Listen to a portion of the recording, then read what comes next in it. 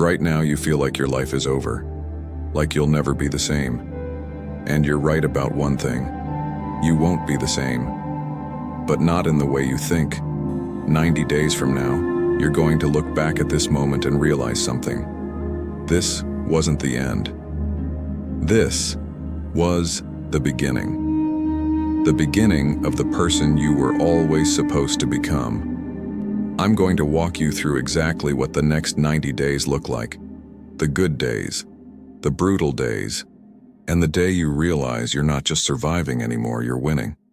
But first, we need to talk about today, because today is the hardest day you'll ever face. Day 1. When your world ends, you just found out. Maybe it was an hour ago, maybe it was this morning. Your hands are shaking. Your mind won't stop racing. You can't eat. You can't sleep. You keep replaying it over and over. Every memory is now contaminated. Every "I love you" feels like a lie. Here's what you need to hear. You're not losing your mind. This is shock. This is trauma. Your nervous system is in full crisis mode because something you believed was solid just shattered into 1,000 pieces. The Stoics had a word for this: fantasia, an overwhelming impression that floods your mind. Marcus Aurelius wrote, "You have power over your mind, not outside events."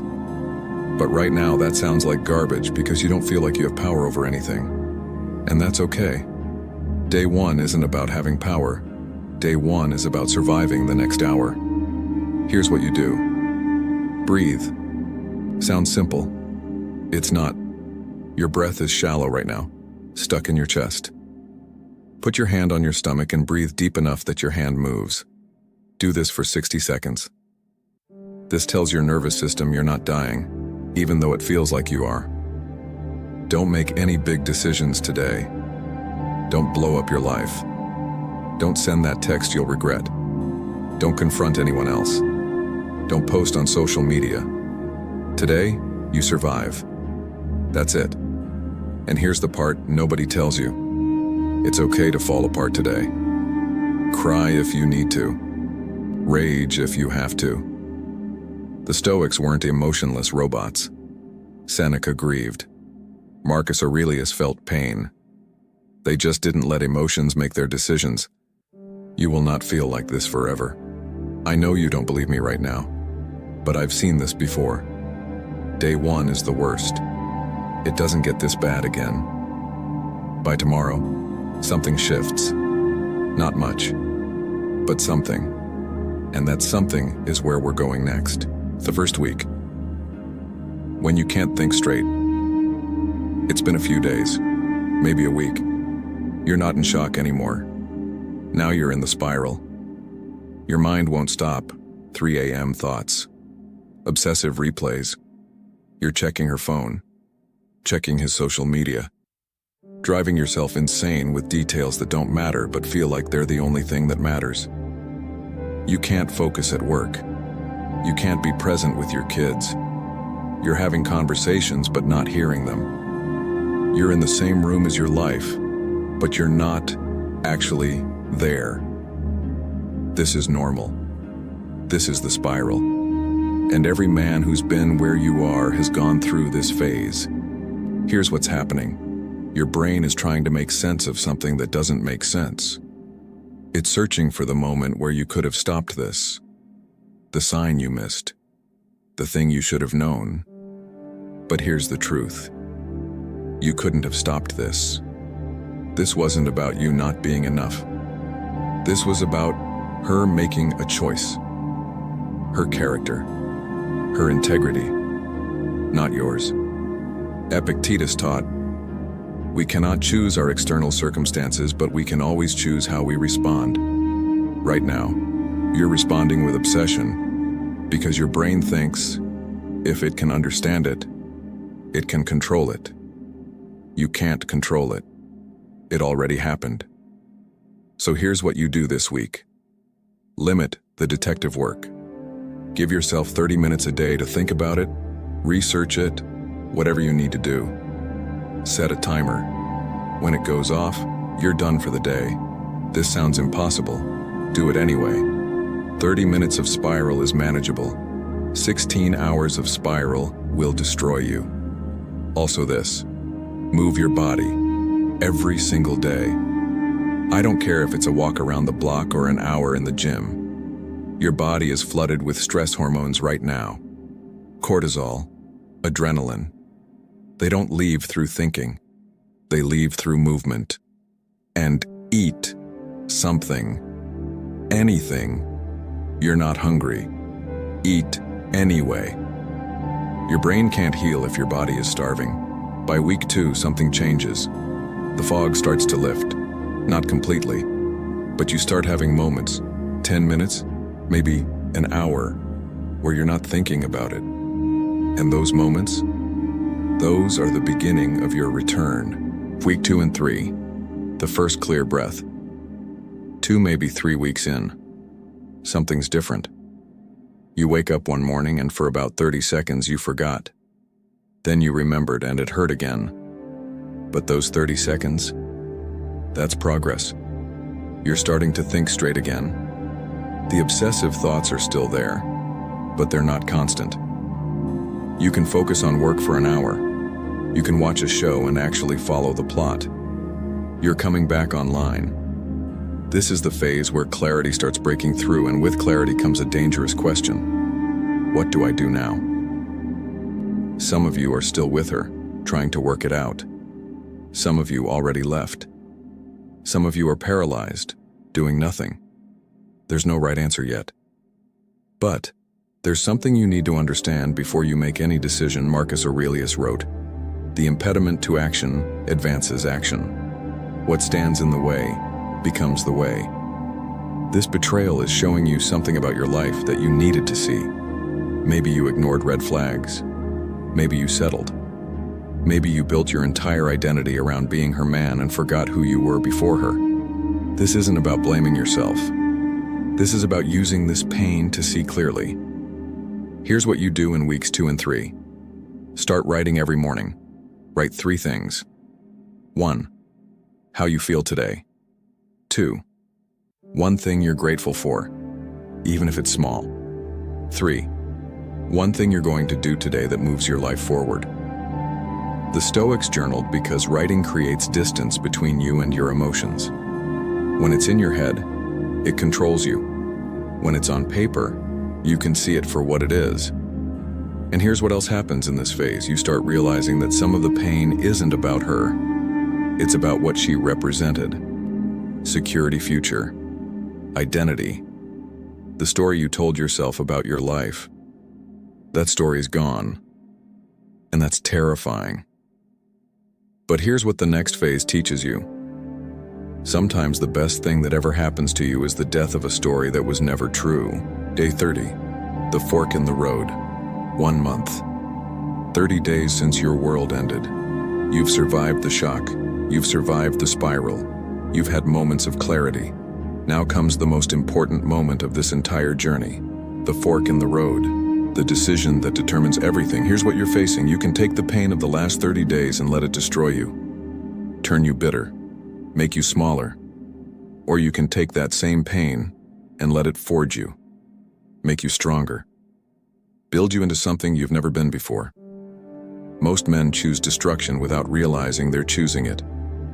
They choose it by staying stuck in victim mode, by making the betrayal their identity, by letting "my ex cheated on me" become the most interesting thing about them. You need to choose differently.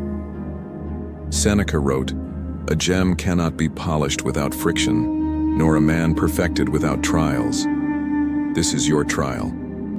This is the friction. The question is, are you going to let it polish you or crack you? Here's what choosing growth looks like at day 30. You start building something new, not a new relationship. A new you. You join that gym you've been putting off. You start that business idea you shelved. You reconnect with the friends you neglected. You pick up the hobby she thought was stupid. You do one thing every day that's about who you're becoming, not who you were. And here's the critical part. You stop checking on her cold turkey.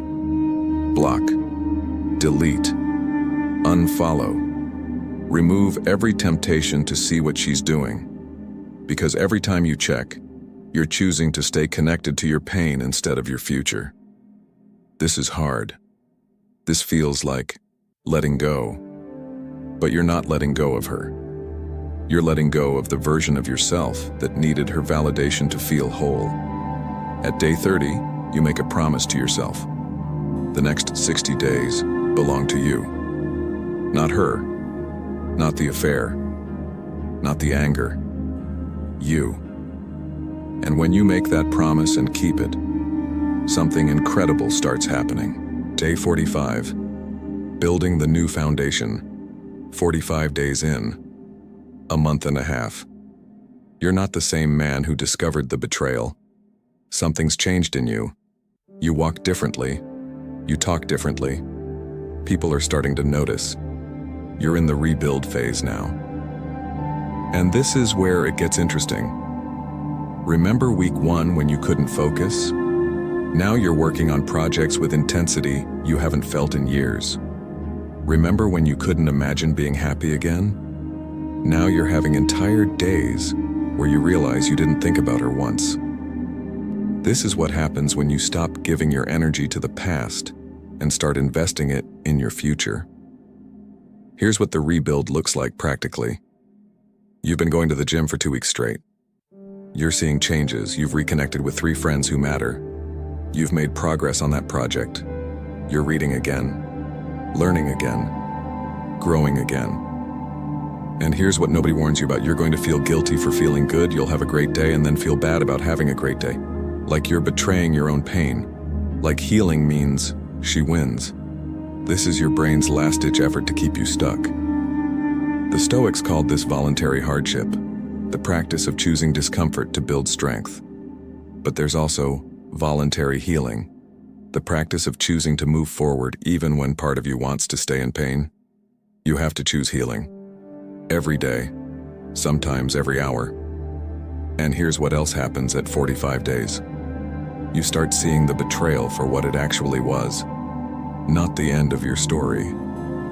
The end of a chapter that needed to end. She didn't destroy your life. She freed you from a life that was never going to make you happy. This doesn't mean it doesn't hurt. It means the hurt is becoming fuel instead of poison. By day 60, you'll understand what I mean. Day 60, the emergence of strength. 2 months, 60 days, you're not who you were 2 months ago. That man is gone. And if you've done the work, you don't want him back. This is the phase where you realize something powerful. You're stronger than you've ever been. Not because nothing can hurt you, because you survived something that almost broke you, and you came out the other side. You look in the mirror and see someone different, more grounded, more certain, more dangerous in the best way. You've got edge now. Experience depth. Women are noticing. Men are respecting you differently. You're getting opportunities you didn't get before. Not because anything external changed, because your energy changed. Marcus Aurelius wrote, "The mind adapts and converts to its own purposes, the obstacle to our acting. The impediment to action advances action. What stands in the way becomes the way." You're living proof of that principle now. Here's what day 60 looks like. You've built new habits that are now becoming automatic. The gym isn't something you force yourself to do. It's part of who you are. The business you're building isn't a distraction from pain. It's a mission you're genuinely excited about. You've also probably had some version of this experience. She reached out, or you saw her somewhere, and instead of your heart racing and your mind spiraling, you felt nothing, or maybe mild curiosity, but not that desperate, obsessive pull. That's power. That's freedom. That's what emotional independence feels like. And here's what you need to understand. This strength you've built isn't about her. It's about you. You didn't get strong to prove something to her or to win her back. You got strong because you refused to let circumstances define you. The Stoics believed that external events don't make you who you are. Your response to external events makes you who you are. Your response to this betrayal is making you into a man most men never become. And at day 90, you'll finally see the full picture. Day 90, the man you've become 90 days. 3 months since the worst day of your life, and here you are. Still standing. More than standing, thriving. Let me tell you what day 90 looks like. You wake up, and you don't think about her first thing. Maybe you don't think about her at all. You've got plans, goals, a life that's yours. You've lost weight or built muscle. You've made money or started something meaningful. You've deepened friendships. You've become the man you talked about becoming, but never had the pressure to actually become. And here's the truth that day 90 reveals. This had to happen. I know that sounds harsh, but look at where you are now versus where you were 91 days ago. Not the circumstances. You. Who you've become. The strength you've built. The clarity you've found. The life you're creating. You would never have become this man if she hadn't betrayed you. You would have stayed comfortable, stayed settling, stayed half asleep in a life that was slowly killing you. She didn't break you. She broke you open. And what came out was the real you. The version of you that's been buried under compromise and comfort and fear. Seneca wrote, "Difficulties strengthen the mind as labor does the body." The last 90 days have been pure difficulty. And look at your mind now. Look at your resolve. Look at your character. Here's what you do at day 90. You take inventory. You write down who you were on day 1, what you believed, what you accepted, what you tolerated. Then you write down who you are now, what you know, what you demand, what you've built. The gap between those two men is the gift. That's what the pain bought you. And here's the final lesson. You're not done. Day 90 isn't the finish line, it's the starting line. Because now you know what you're capable of. Now you know that you can take the worst thing that ever happened to you and turn it into fuel for the best version of yourself. Some of you watching this are on day 1. Some are on day 30. Some are past 90. Wherever you are, know this. You will survive this. You will grow from this. You will become someone you never would have become without this. The betrayal happened. That's done. What happens next is entirely up to you. Will you let it destroy you? Or will you use it to become the man you were always meant to be? 90 days from now, you'll have your answer. And if you do the work, if you choose growth over bitterness, if you refuse to stay a victim, 90 days from now, you'll realize something powerful. This wasn't the worst thing that ever happened to you. This was the best thing that ever happened to you. It just didn't feel like it at the time. Your move,